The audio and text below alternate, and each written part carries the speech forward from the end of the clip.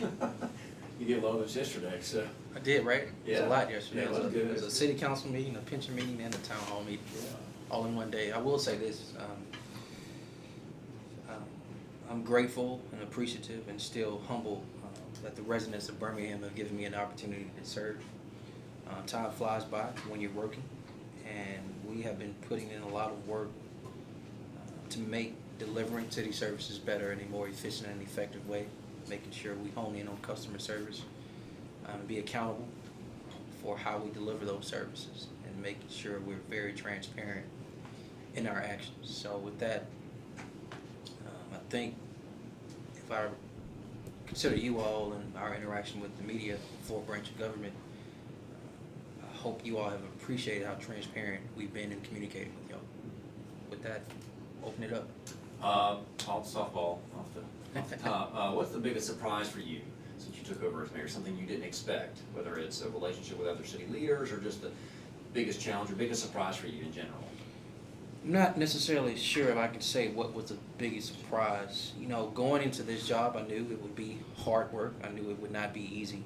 I knew that if I can use a military Navy analogy, turning a battleship is not a short process. Municipal civil government, it's not fast food. So it's not something you can just pull up to a drive-through, say pave my street, and it happens overnight. That's a minimum of right there of a 120-day process where you have to go through a bid process. And so one of the biggest things would be not being able to get things done as fast as you want. Then again, I'm realistic. You can't accomplish everything you want in 1 year. But I think we have set the table for year 2 to say, okay, how can we drill down and make these things work? So if you ask me about what happened year 1, we peeled back a lot of things that we found not to be efficient, not to be effective, not working for how we deliver services, and we just needed to stop. And then we asked those hard questions. Why is it this way? How long has it been this way? Can it be better? Are there solutions to addressing these issues? You talked about, and you know, your remarks yesterday, you said your biggest, or one of your biggest disappointments was the lack of progress in capital projects. Absolutely. Where do you see, I mean, how do you plan or hope to put a bigger emphasis on capital projects in 2019 and onward? So when we talk about municipal government, and I have this core value of accountability, I'm going to drive through accountability. Accountability says we're going to work in timelines. We're going to work in deadlines. We're going to over-communicate to whoever stakeholder group this affects, either that city councilor or those neighborhood officers or those residents within that neighborhood, whether it's their park, their library, their rec center, or whatever issue within their neighborhood. We need to continue to over-communicate, but internally, we need to set deadlines and timelines around accomplishing things. What we found is what we inherited. For an example, there were just so many projects that were either overbid and no one pushed to resolve those issues before we got here, or they've just been lingering. And so what I've shared with people, and I'll share this with you all, there's certain things I refuse to talk about in 2020, and a lot of capital projects is one of them. So I have an expectation that they will be completed in 2019, and we will drive that. You mentioned a list of those yesterday. Yeah, Wyoming Park, Wyland Park, Wyland Library, Central Library. Those are just some of the ones that come to mind right off the bat.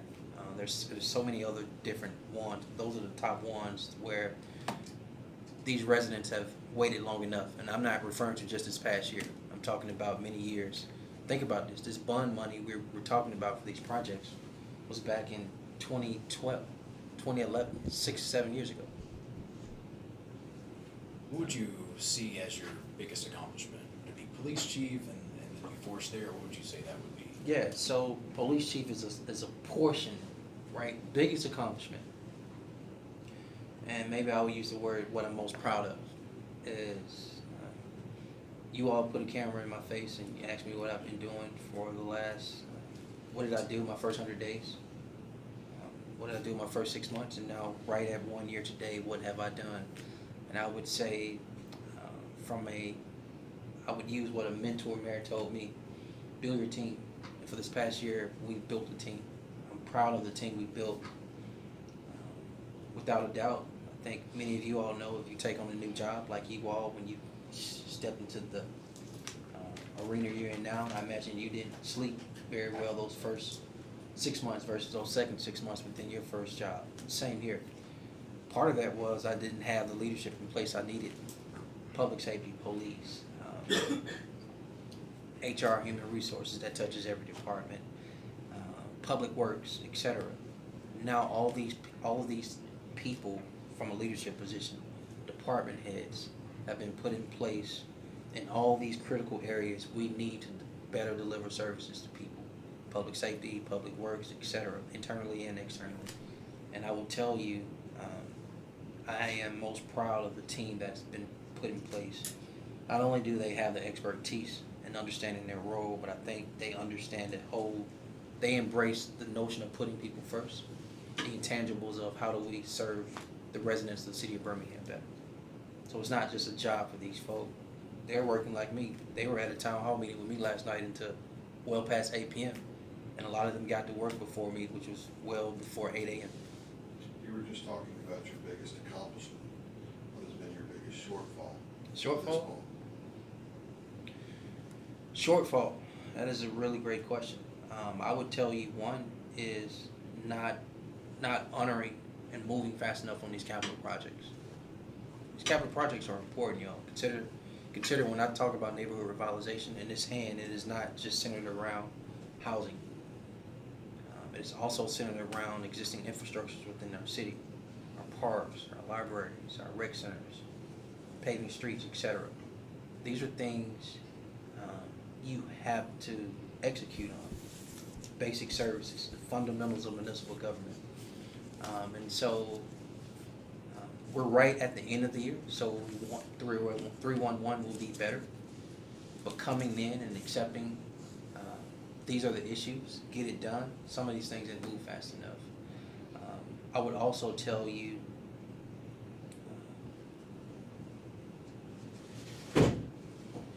you can never not over communicate enough, if that makes sense. And so when you inherited an administration and when you inherited a municipal government, and we are a neophyte administration in our freshman year, there's certain things you get right, there's certain things you get wrong. What I find in all of it, whether you get it right or you get it wrong, is how you communicate it, and you need to over communicate. So in my opinion, as much as communications we've done, and I think we've done a great job, we can always be better. Have there been any mistakes? Or what is the biggest mistake thus far? That's a good question. I can't think of an actual mistake off the top of my head. I can think of some things where we didn't move fast enough. But then I understand that's the speed of government, so you can't move as fast as you want. But can I flat out say we made a mistake? I think you all would have known that by now. I would have looked you in the face or social media or in front of a camera and said we made a mistake. I apologize, but I'm unaware of any of those moments. You mentioned neighborhood revitalization. I know that was a big platform of your campaign. What grade would you give your efforts to improve neighborhood revitalization in your first year? All right, let's talk about it first, and then I think I can give you a letter grade at the end. Okay. I want everyone to know this, though. November 29th, which is tomorrow, day one of year 2, the priority will not change. Neighborhood revitalization will still be the #1 priority. So this is not something we're deviating from or making a pivot from. What we've talked about in this first year around neighborhood revitalization, we will continue to beat that drum every day on how do we improve the quality of life for our residents within our neighborhoods. And so let's start with something that I came right out the gate with. You all know that I moved right away to be more aggressive in tearing down houses that are beyond repair. City of Birmingham, our administration is right at 365 days today. In that 365, there are 240 something business days. Of that 240 something business days, we have demolished 294 structures beyond repair. It's very aggressive. That's over one home a day, and the goal was to tear down one a day. And so from that lens, the first leg of neighborhood revitalization, I feel we've done very well in. The second leg is getting out of the grass cutting business, which moves towards our land bank and making sure we can go vertical on these empty lots, as well as addressing affordable housing, as well as single family homes. That's okay. I think we can be better. We put more money into the land bank. Now we need to be, as a city and as an administration, execute better in making sure opportunities for the land bank work for anybody that wants to participate. And then the third piece, which is identifying money to pave streets, potholes, address sidewalks and curbs. We found $10 million from savings that we put into the neighborhood revitalization fund. We've actually created the neighborhood revitalization fund. And so from that standpoint, we still have a lot more work to do. But in this first year, I don't know, maybe a B. Maybe a B. Who am I to judge myself, though? I leave that up to the voters and the residents to decide how did we fare in neighborhood revitalization. I think they see a concerted effort from our administration in the form of neighborhood revitalization, but I know there's a lot more work to do over these next 3 years. So year 2, how does neighborhood revitalization look? We continue demolishing those structures that are beyond repair. We make the land bank work and go vertical on these empty lots. And we actually pave streets, and we repair potholes the second year, and we fix sidewalks the second year, and we close out these capital projects for our parks and our libraries this second year. Public safety, obviously a lot of shootings in Birmingham, violence is up across the nation. In your first year, what have you accomplished there? Yeah. So I would say I put a police chief in place that understands, not just from a leadership standpoint, but from a community engagement standpoint, what we have to do. And so I'll give you some numbers first, but then I'll back out and talk about strategy, because this is an important topic. And before we talk about that, we have to acknowledge there are way too many grieving mothers and fathers and siblings and children who have lost family members and sons and daughters to gun violence in our city this year. It doesn't matter if it's 100 or one person, it's all unacceptable. In that regard, we have isolated this conversation to murders only, but it's something deeper than that, and something we need to be more concerned about. Because in addition to the homicides, what we have not talked about is the number of people that have been shot and survived. So the felony assaults are higher than the murders. And what we have not talked about also is the number of homes and vehicles that have been shot into where no one was hurt, fortunately. In that regard, all three of those things combined, if I have an epidemiologist sitting here, engaging the coroner's office, if I have the head of UAB trauma sitting here, and I have the head of UAB public health here, I would define all of that as a public health crisis. And when we have a public health crisis, anything of nature, we should treat this as a public health crisis and declare it as such. In that regards, what resources do we put towards it? Now, with all of that said, since January 1, our police force has taken off 2,000 guns off the street. And so we've been aggressive in confiscating illegal guns or guns that have hurt people or guns that have been in the commission of a crime. That still doesn't take away the pain of the mothers who have lost children. It doesn't take away the actual physical pain of the people who have survived their gunshots, nor does it take away the fear of the people who live in their homes and their houses been shot at. In that regards, when we talk about crime, what we have to do is say what is a full strategy around the following three things: prevention, enforcement, and re-entry. In regards to prevention, well, let me say it this way. In regards to enforcement, as mayor and as a chief of police, we are 100% responsible for enforcement. But in regards to the other two, re-entry as well as prevention, that comes through partnerships, relationships, organizations exist in us, in our faith-based community, in our nonprofit community, in our for-profit communities and our youth groups, etc. On the reentry side, as it relates to anybody dealing in the workforce, etc. We have to have a strategy around all three, because we're not going to enforce our way out of decreasing crime. That probably only gets you about 30%. I can give you the best police force in the world. I can put you a police officer on every corner, and it probably still wouldn't change some of the things we've seen in 2018, which means we have to do a better job than the other two as well. Prevention and reentry. We tackle all three of those things fully with all the attention and resources they need, as well as provide measurables each year. What do we want to accomplish in 2019 from a prevention standpoint? What do we want to accomplish in 2019 from an enforcement standpoint? What do we want to accomplish in 2019 from a reentry standpoint? We can see crime decrease.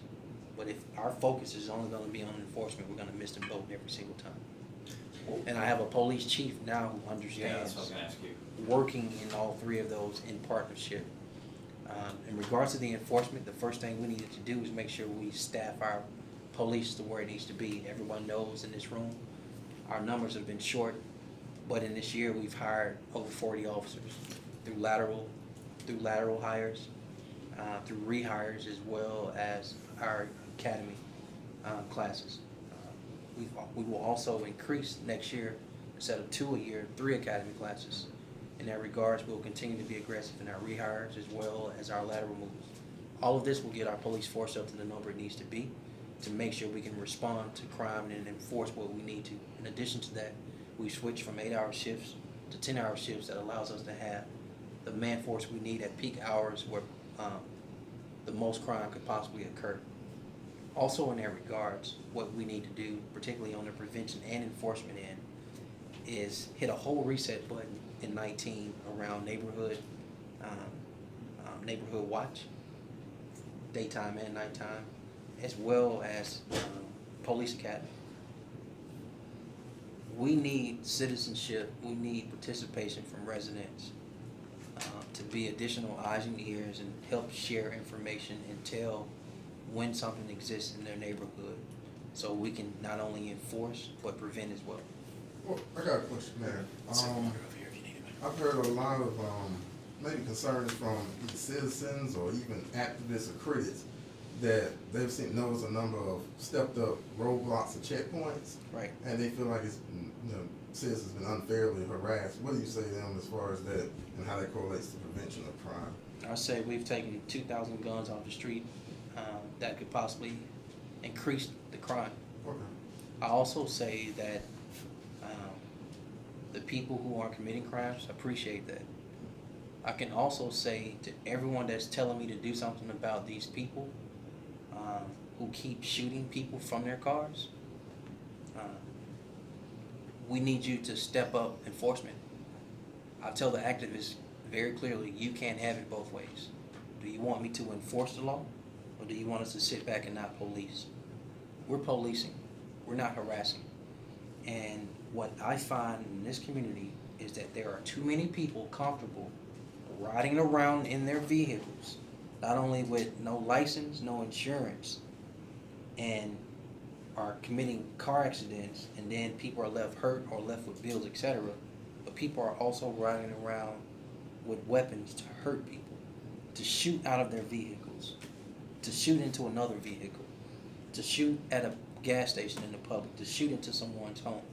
There have been too many murders, too many felony assaults where people are driving around in cars. If the activists have another idea, a better idea, to decrease the violence that we are seeing from people, motorists driving around with illegal guns, tell me so we can do it. In the meantime, we are going to continue to enforce the law. We're going to continue to engage citizens in a way where we are not infringing upon their rights, but making sure we're keeping people safe. And in keeping people safe, I'm proud that we have taken off 2,000 guns off the street. I just have one or two more questions and I'm done. How would you evaluate your relationship with Birmingham City Council after a year? Overall, good. Listen, man, I think the relationship is good because I want it to be good.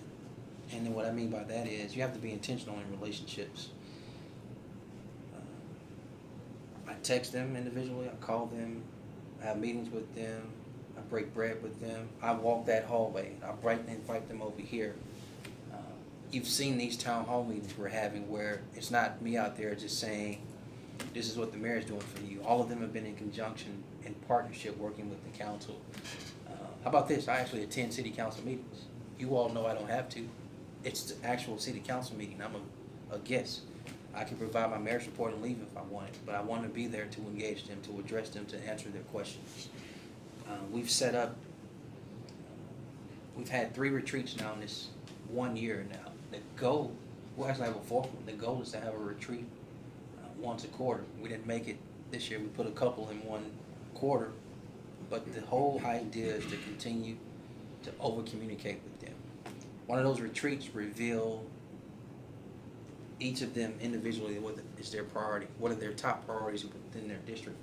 And now that I have that information, we're communicating with each other about where we are in addressing that priority for the residents who they represent. But there's some intangibles too. I'm pragmatic. We're not going to always agree. And if you're not going to always agree, if somebody votes not in support of what you want, or y'all actually have some verbal altercation, you can't just write that person off because you literally have to work with them in an additional 3 years. And so in that regards, I get over it. Let's keep working because there's something down the line we agree on. And so I stay above it. I keep talking with them. Overall, I like the relationship with the council. Even the ones that some would define give me a hard time. I don't see it as that. I just see people have different styles. People have different temperaments. People have different communication styles. But my job as mayor is to be able to engage everyone that fits their style.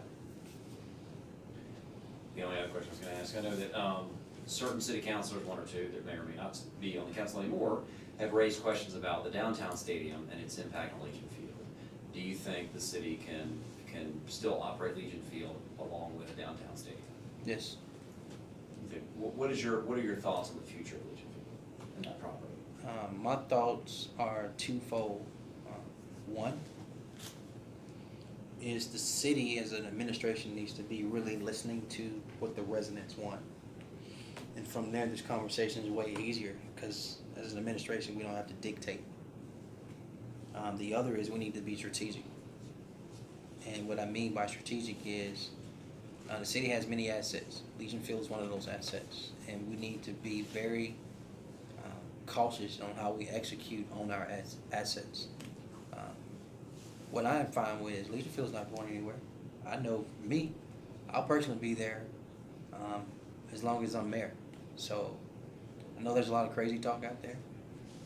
I know a lot of people need a boogeyman, so they have to create not only the boogeyman, but some radiated stepchild. Legion Field is not some radiated stepchild.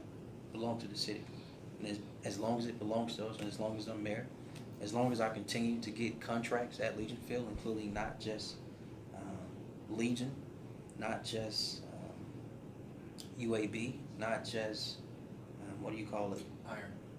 Iron, as well as the Magic City Classic, as an administration, we will be there. I hope everyone else shows up as well. I got a question. Go ahead. Oh, so going into 2019, one of the things we're gonna see downtown is the bridges coming down. Can you provide an update how you and your team are working with AlDOT to kind of communicate to the citizens about what changes and how they can affect like downtown transportation? Right, so we've had some preliminary talks. We're still waiting on AlDOT to share with us at what month or what quarter in 19 they'll close. When they know that information, in the ideal world, they'll share it with us in enough time for us, along with them, to over-communicate that with motorists and residents within our city to make sure we can decrease some of the pressure that it will create on our existing grid and infrastructure within our city streets. You talk about neighborhood revitalization, keeping beating that drum as the #1 priority. Without a doubt. What's the first step? Where do you go In year two? Where do you go in year two with that? What is the first thing that y'all are going to do as far as neighborhood revitalization? In year two, we keep demolishing homes that are beyond repair. Second thing we do is take a look at our land bank and make sure it actually works so we can build back affordable housing and single family housing on these lots. Third thing we do is we pave streets. We fix potholes and make sidewalks walkable. The fourth thing we do is close out these, what I call for our community assets, capital projects for our parks, our libraries, and our rec centers. The fifth thing we do is I get on a plane somewhere. I get on a plane and go to as many CEOs or CEOs of groceries as possible and get as many no's until somebody tells me yes to bring healthy food to our city limits where you have these food deserts. That was my next question. In the downtown and most of the neighborhoods do not have much shopping. They have to go away to get stuff. Howard, I mean, you talked about getting on the plane and talking to everybody, but where do you go? Where do you start with that? I start with healthy food.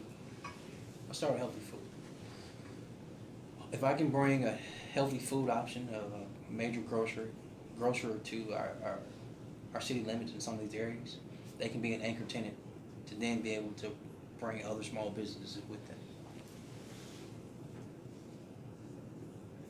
What about other shopping?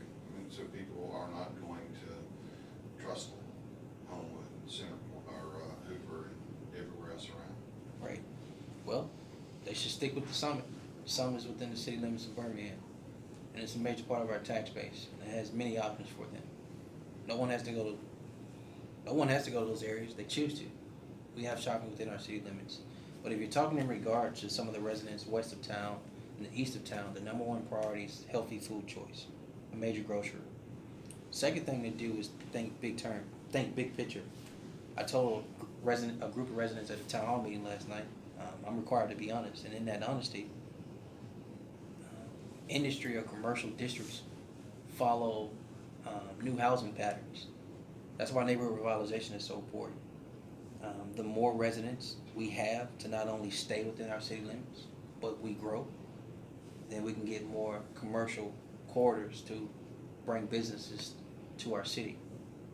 And so it's a domino effect.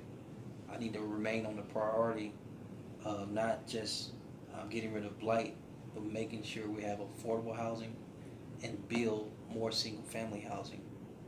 If we do that and more residents move into our city limits, then more commercial opportunities will follow housing. So if you stop the flight, the flight out, the businesses come back. That's correct. We believe we've stabilized our population. Now, 19 and 20, we have to talk about population growth. Population growth also equals commercial opportunities. Has there been any update on Century Plaza project? Not that I'm aware of. You let me know though. That's probably on. So Okay. the buildings we own, Banks, Banks High School, Ramsey McCormick, and others like that, we're being very intentional and aggressive about making sure we can come up with some option that works in conjunction with public-private partnership to redevelop these things. If we can't, then we'll move to worst case scenario. But we refuse to continue this type of blight, or the city refuses to participate in being what I call a slum landlord in regards to properties we own. Mayor, what's your reaction to the shooting that was at Hoover? Well, my heart goes out to EJ's family. Mr. and Mrs. Bradford are actually city employees. I've had some time to speak with them because, like so many other 4,000 employees, there's been some tragedies, not of this nature. But what I mean by that, as an example, the young girl, the 9-year-old girl who passed away, lost her life, who was found in her closet. Her father works for a fire department, and so I've had some time to spend with him. Many of y'all, if you didn't know, there was an officer involved in an accident while he was working a rec spend some time with him. So similar to that nature, anytime I have employees who lose a child, lose a close family member in such a tragic way, I reach out. And so right now, I think all of my energy is spent on concern and empathy and sympathy for his parents. And they deserve a transparent process. They deserve full candor and honesty of whatever has happened. And all of my thoughts, all of my prayers are with his family. How's been your relationship with other local mayors around the region? Overall, it's been good. I have a meeting today to talk about regional cooperation. Sometimes if we can help, we can help. We can help in very small ways. So sometimes we have surplus equipment. Mulga Mayor reached out to me, and we were able to provide a fire truck for the city of Mulga. I understand Brighton has some issues, so been able to talk to their mayor, and we're working on if we have any additional resources. Same with Fairfield. The mayor's over the mountain as it relates to Mountain Brook, Hoover, Homewood. We talked. There's a co-op around a pedestrian bridge where the city doesn't have to put in any money, but it's going to work for those mayors and their municipalities. I continue to establish relationships with the mayors east of town, Center Point and Penton, etc., as well as the mayors north of town, Fultondale, Gardendale. Our relationship with each other is important from this standpoint. Regional cooperation as it relates to our area's GDP drives the state of Alabama.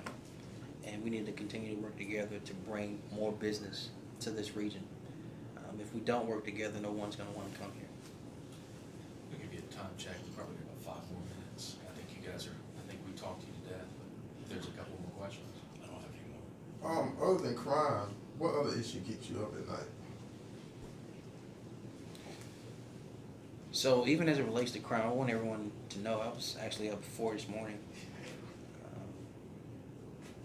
I'm not up thinking about the problem. I'm up thinking about how to solve it. My brain, the way it's wired, the way my energy is wired, I'm always trying to solve things. What are the solutions? What are some creative ways?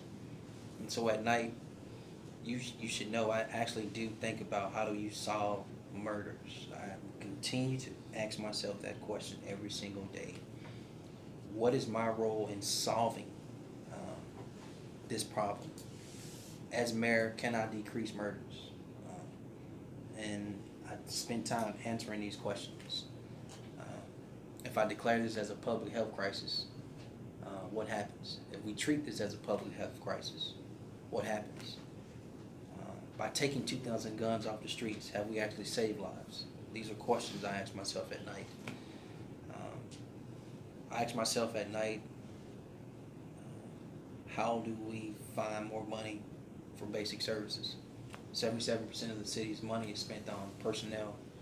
That leaves 23 cents for basic services. It's not enough.